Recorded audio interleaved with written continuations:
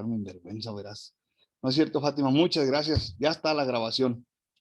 Ya checó ahí, Fátima. Sí, profe, ya está grabando. Dale, gracias por la regañada.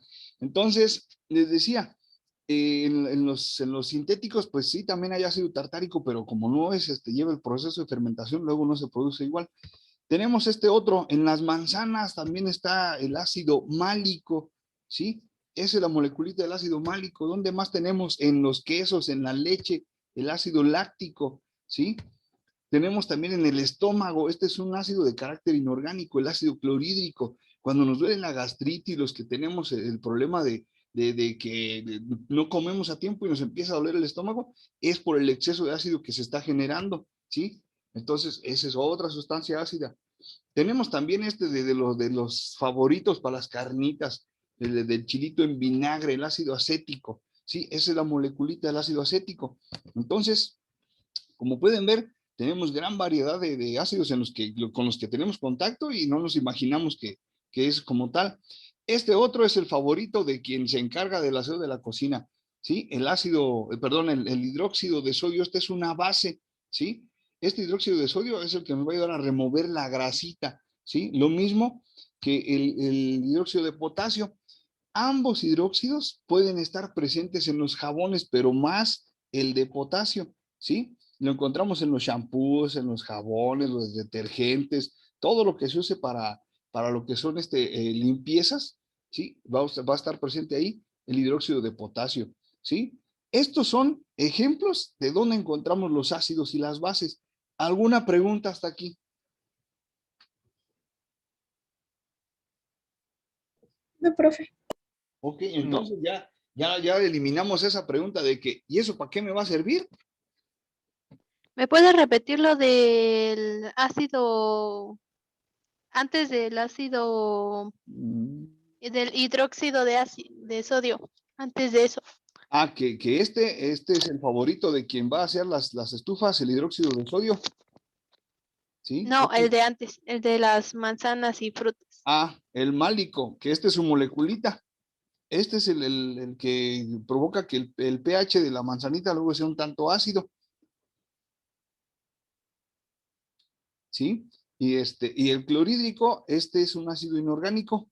¿Por qué inorgánico? Porque no tiene carbonos, ¿sí? Y ahí nos habíamos pasado al acético, que este es la estructura del vinagre que nosotros le conocemos. No lo conocemos como ácido acético, sino como vinagre, ¿sí? Y este es el ácido láctico, el de la leche. La grasita ahí, lo que se acumula ahí como ácido, como una grasita, es el ácido graso de la leche. Esos son los que habíamos mencionado antes del hidróxido de sodio y del hidróxido de potasio. ¿Sí? ¿O era otra cosa? No, sí era eso, profe, Ok, gracias. sale. Entonces, le seguimos. Dentro de los ácidos y las bases, los ácidos en solución acuosa, pues tienen un sabor agrio. Nosotros lo podemos comprobar con el jugo de limón, ¿sí? Se utiliza una pruebita de papel tornasol en donde se van a teñir de rojo cuando se hace la pruebita con el tornasol azul, ¿sí? Van a reaccionar a los metales, en especial a los del grupo 1A y del 2A, y lo hacen desprendiendo hidrógeno, claro, porque es una solución acuosa, como hay H2O, es decir, hidrógeno y oxígeno, al reaccionar van a producir este hidrógeno. Van a neutralizar a las bases, es decir, cuando se derrama una base y no son muy abrasivas, se les va a aplicar un ácido para neutralizarlo, ¿sí? Y estos van a originar iones hidrógeno, ¿sí? Debido a que es parte de su estructura como ácido. Bueno, en el caso de las bases, en solución acuosa tienen un sabor amargo, ¿sí? Viceversa, van a teñir de azul el papel rojo tornasol, ¿sí? Tienen un aspecto jabonoso. Cuando se derrama un ácido, lo recomendable es utilizar una base para neutralizarlo, ¿sí? Y a diferencia de los ácidos, las bases van a producir iones oxidrilo o bien OH, que es como comúnmente los conocemos. Y aquí tenemos una muestra. El ácido con el papel tornasol azul lo tiñe de rojo y la base, el papel tornasol rojo, lo tiñe de azul. Bien, tenemos un detallito.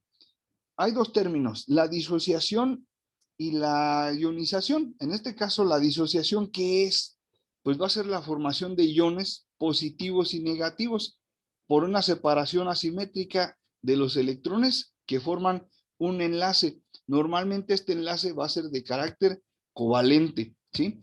Por ejemplo, el caso del ácido clorhídrico, el enlace que presenta el ácido clorhídrico es un enlace covalente porque se da entre dos no metales diferentes, ¿sí? Se genera una polaridad, por eso es covalente polar.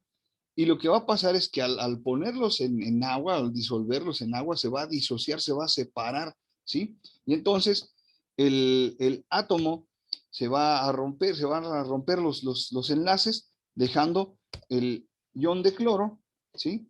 Y el ion hidróneo que se disoció. Es decir, por aquí, este hidrogenito se le pegó a este del agua, dejando al cloro solo. Esto es una disociación, ¿sí? Entonces, si le ponemos ojito, aquí tenemos, vamos a marcarlo, que se forma un ion positivo y un ion negativo, ¿sí?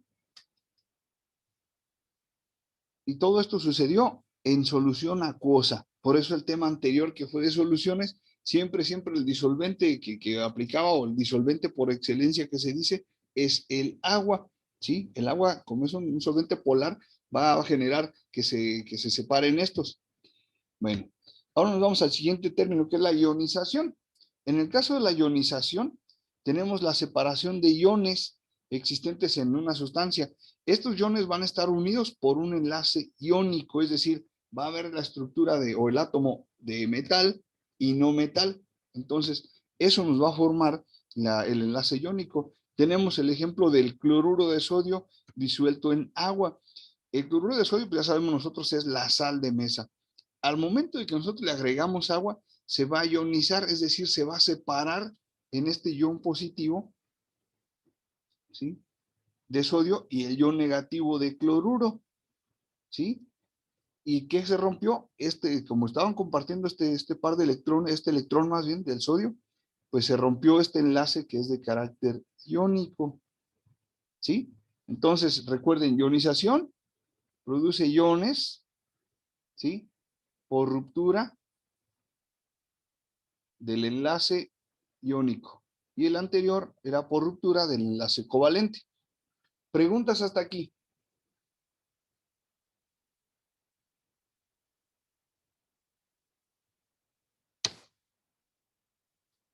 Creo que, ok, sale, le seguimos, gracias. Entonces, ¿qué son ácidos fuertes y débiles o bases débiles y fuertes? ¿Sí? Aquí vamos a tener algunas consideraciones. En el caso de los ácidos, ¿sí? Ya dijimos, siempre van a contener hidrógeno y en disolución van a producir iones hidrógeno.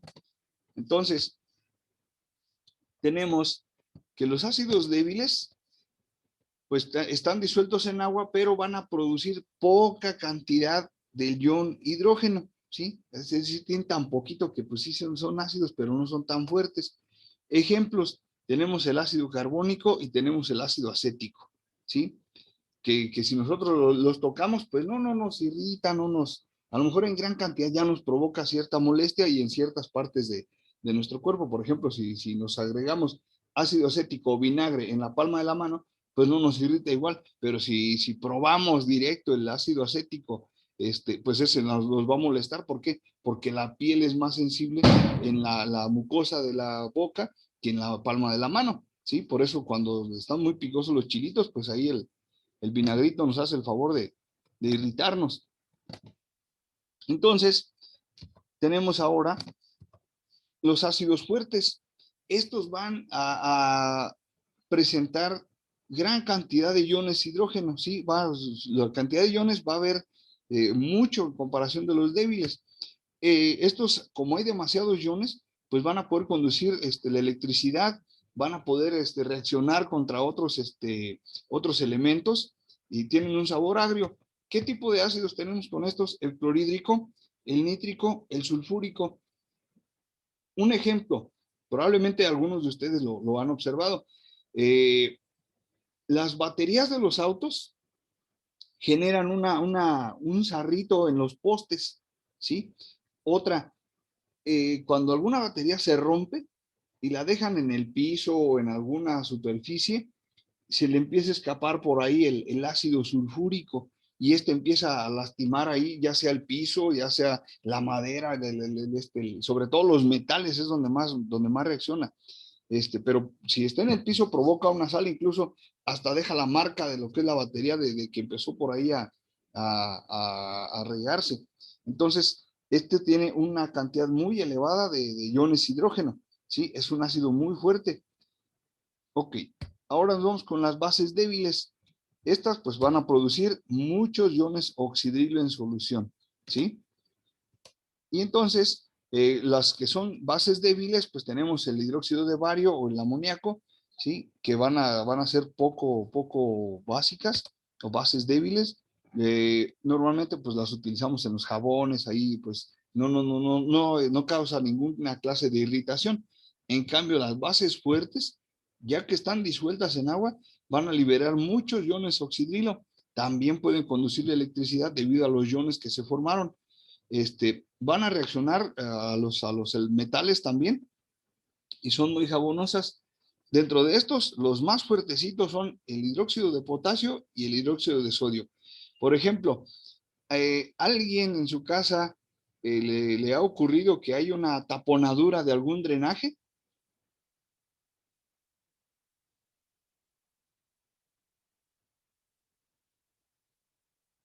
Creo que no.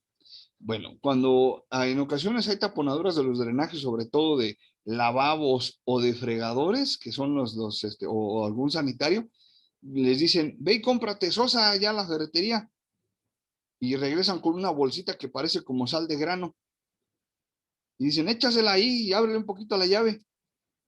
Y entonces lo que hacen es que esa sosa o ese hidróxido de sodio, al empezar a entrar en disolución con el agua, se disuelve y se calienta, hace una reacción exotérmica. Y entonces el objetivo de ese calentamiento es que empiece a desintegrar lo que se encuentra ahí obstaculizando el drenaje. Entonces es otra aplicación que tiene el hidróxido de sodio. Sí, el de potasio no tanto, no es tan utilizado para el drenaje o para limpiar superficies metálicas, sacarles el óxido que le dicen, como el hidróxido de sodio, ¿sí? Estas son características de ácidos fuertes y bases fuertes, ácidos débiles y bases débiles. Vamos con las teorías ácido-base, ¿sí? Básicamente, o fundamentalmente, porque suena pleonasmo, tenemos esta que fue la de las iniciales, la de Svante-Arrhenius. Y entonces nos dice que un ácido va a ser la sustancia que en el agua o disolución acuosa produce iones hidrógeno, ¿sí? O bien iones hidronio, ¿sí? Aquí, por ejemplo, tenemos la disolución del ácido clorhídrico, ¿sí? Al estar en solución acuosa, déjenme marcar por aquí. Aquí marcamos que va a ser en solución acuosa, se va a separar, se va a romper su enlace covalente y va a producir iones hidrógeno y iones cloruro, ¿sí? Entonces, como hay iones hidrógeno, pues se cataloga como un ácido según Arrhenius.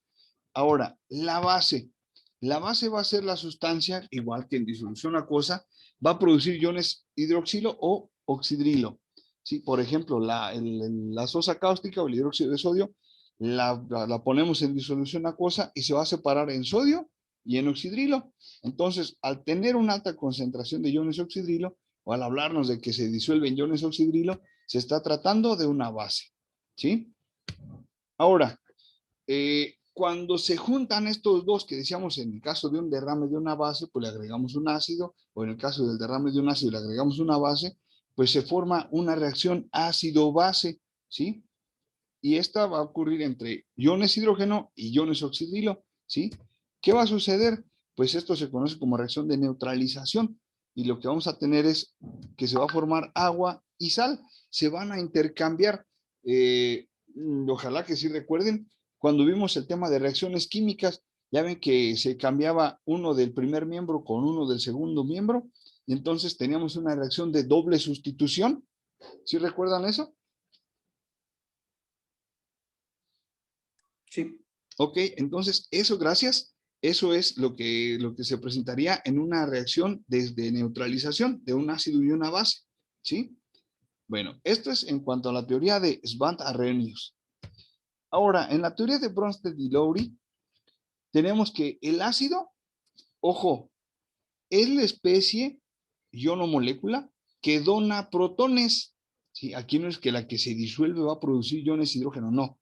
Con Bronsted y Lowry es la especie que va a donar protones, ¿sí? Y la base va a ser quien los acepta, ¿sí? Aquí ya no nos hablaron de disolución y de producción de hidroxidrilos y que nos no. Simplemente dice que un ácido va a ser quien dona protones y la base va a ser quien acepta protones. ¿Cómo es que ocurre esto? Ojo, ojo, vamos aquí tenemos el ejemplito y vean, tenemos el ácido, en este caso el clorhídrico que va a ser quien va a donar los protones. ¿A quién? Pues a la base, ¿sí? Va a donar este protoncito a la base, que en este caso va a ser el agua, y veamos cómo va a quedar, ¿sí? Entonces, ahora se forma el hidronio, y aquí tenemos la base que antes era el agua, aceptó el hidrógeno, ¿sí? Aquí está, base que acepta hidrógeno. Y ahora tenemos solito, queda el cloruro, ¿sí? El agua fue la base. Aquí tenemos, la base fue la que aceptó el ion hidronio y el ácido fue quien donó este ion hidronio. ¿Se entiende esta reaccioncita, este ejemplo?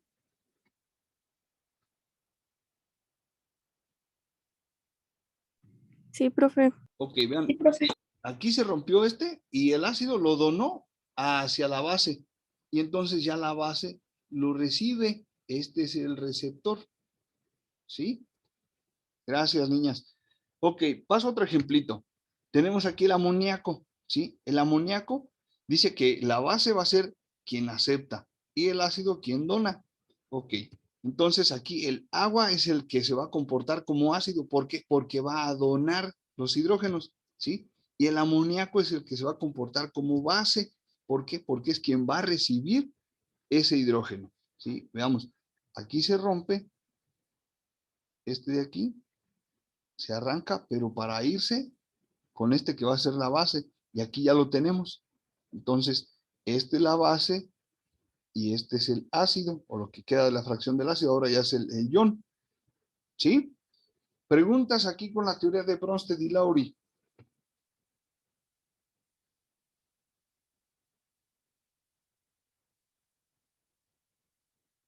¿Sí se entiende quién era el ácido y quién era la base?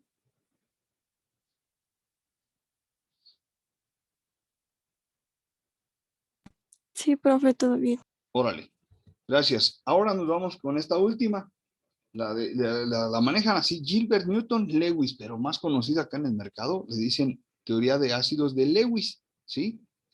Entonces, aquí nos marca Lewis que el ácido es la sustancia que puede aceptar pares de electrones y él lo define como electrófilo, es decir, que le gustan los electrones, que es amigo de los electrones, ¿sí? El ácido siempre va a recibir, a recibir electrones, ¿sí?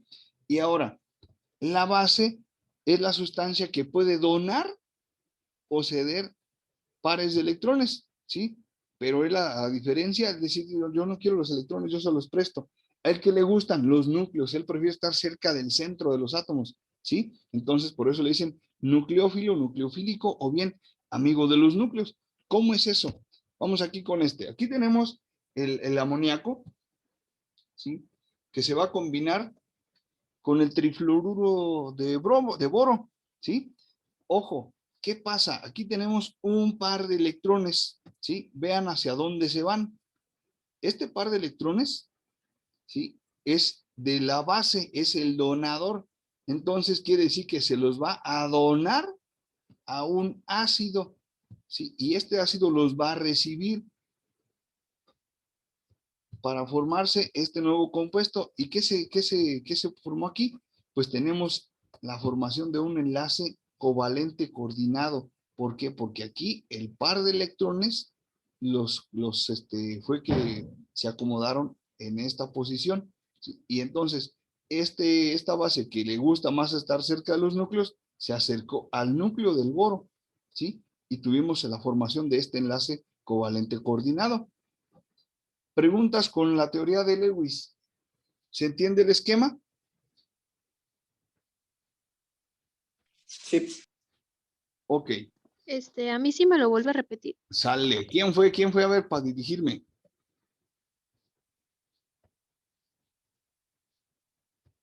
A Soy ver, Fátima. Fátima, sale Fátima. A ver, ojo.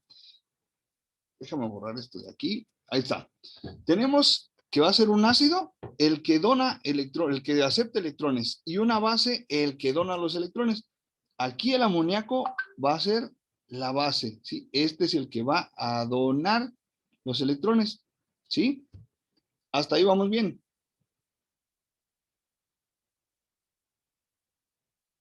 Sí, profe. Ok, y ahora tenemos la otra parte de la sustancia que va a ser el ácido. ¿El ácido quién es? Ah, pues es el que decide recibir este par de electrones, ¿sí? Entonces, al recibir este par de electrones, él es el ácido, ¿sí? Ahora, ya lo que se forma es este compuesto en donde lo importante aquí es este enlace, ¿sí? Este enlace de aquí, pues es un enlace covalente coordinado que se formó de una reacción ácido-base, ¿sí? Fue diferente a la de neutralización. Aquí no hubo una neutralización porque pues, simplemente hubo una donación. Entonces, este enlace es el importante, es el enlace covalente coordinado, ¿sí? Y ojo, ácido recibió electrones, ¿sí? Base fue el donador de electrones. ¿Sí, Fátima? Sí, profe. Sale. Nos vamos a la siguiente entonces.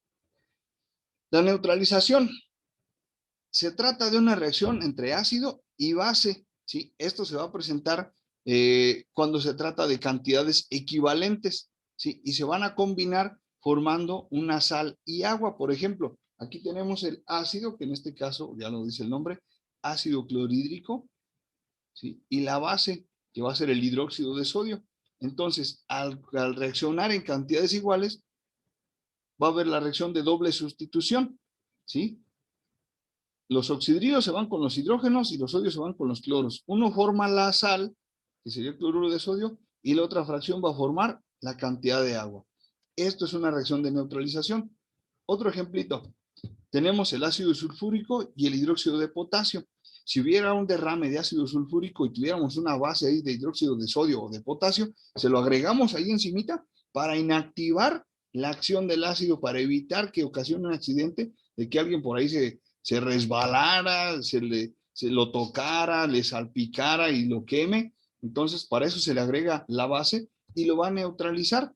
Al neutralizarlo va a haber el intercambio de iones, ¿sí? Y entonces el sodio sustituye al hidrógeno y el hidrógeno sustituye al potasio formando la sal de sulfato de potasio y el agua. Y entonces ya se inactiva, digámoslo de esta manera. Lo correcto es que se le nombre como neutralizarse. Entonces, al neutralizarse, se forman dos sustancias diferentes, nuevas, pero estas van a ser neutras. Por eso se le denomina neutralización. ¿Nos explicamos con este término? Sí, profe. Perfecto, gracias. Ahora, ¿cómo le hacemos para saber en qué punto se neutraliza una sustancia ácida o básica? Normalmente lo que se hace es un método que se denomina titulación y no es otra cosa más que en este instrumentito que pues desafortunadamente porque no estamos en laboratorio, pero a lo mejor en secundaria lo conocieron, este es un soporte universal, estas son pinzas para bureta, ¿sí? Esto es una bureta graduada. Aquí tenemos otras pincitas que pues nada más es una extensión para la varilla del soporte universal, ¿sí? Y aquí tenemos un matraz Erlenmeyer con una solución de hidróxido de sodio y aquí tenemos la bureta con otra solución de ácido clorhídrico. Lo que va a hacerse es que se va a agregar gota a gota, ¿sí? Vean el GIF. Ojalá que sí se pueda tener allá movimiento con ustedes. ¿Sí tiene movimiento?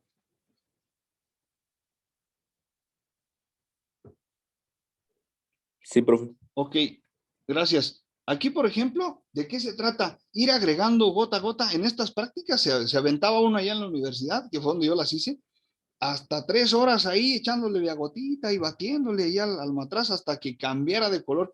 Y cuando daba ese cambio de color, ojo, teníamos que parar el goteo y checar qué volumen se gastó y empezar a hacer los cálculos para determinar en qué punto se gastó volumen, cuál fue, en qué volumen fue ocupado para la neutralización y todo lo demás, cuánto pH y todo lo que seguía. Entonces, en este caso, era para ubicar el punto de neutralización del ácido y de la base, ¿sí?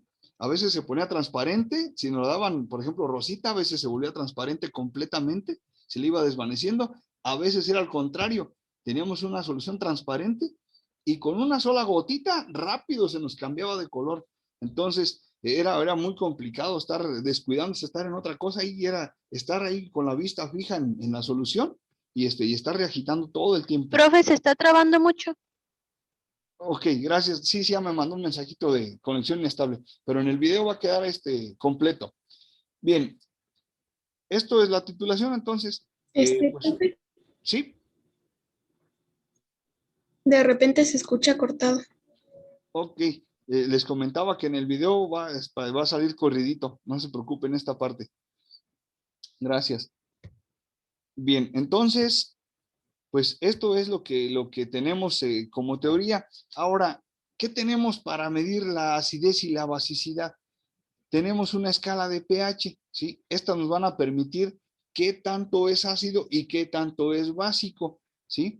Y entonces, pues el pH lo vamos a relacionar con la cantidad de iones hidrógeno que tiene la solución, ¿sí? Y lo vamos a estar midiendo a través de un logaritmo decimal, ¿sí? Por eso les decía que el uso de la calculadora científica va a ser bien importante.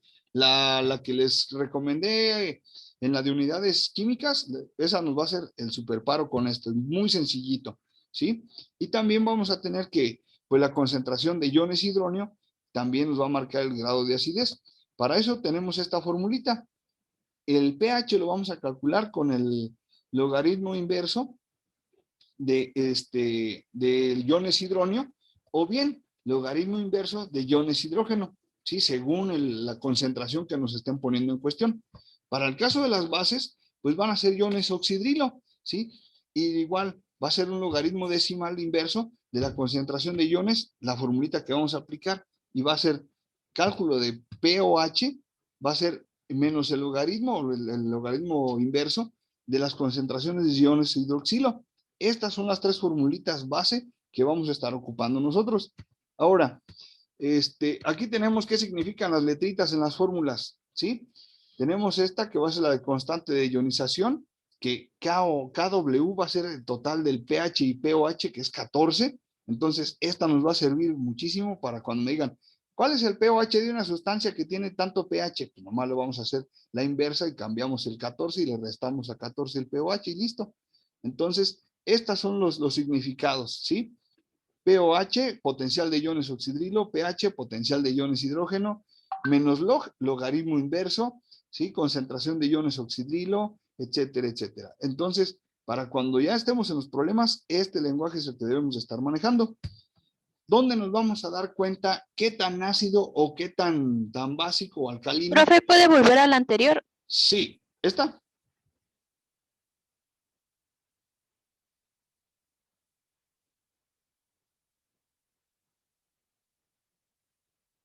¿Listo?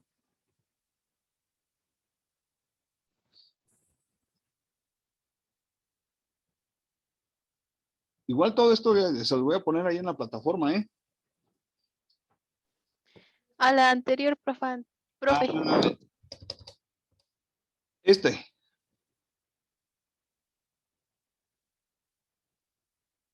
¿Sí era ahí?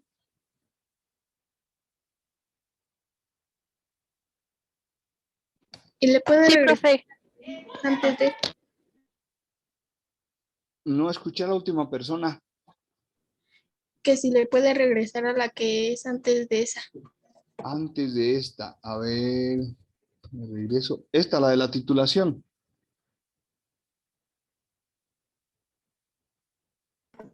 Sí, profe, gracias. Sale. Ya le puede cambiar. Ok, bueno, ya nos queda menos de un minutito. Me voy a pasar rápidamente acá la de la tabla de pH. Aquí, en la escala de pH, que ahorita vimos que la concentración, el potencial de ionización es valor de 14. Esto es el total, vean. El 0 sería lo más ácido, el 14 lo más básico y el neutral sería 7. Esto sería lo neutro. Por ejemplo, lo más acercado al neutro que tenemos es la sangre, ¿sí? El agua es completamente neutro, ¿sí?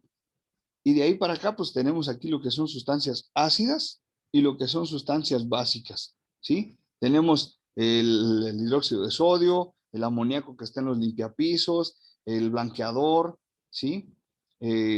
Aquí tenemos las tabletas para la acidez, ¿sí? Los jabones, los limpiadores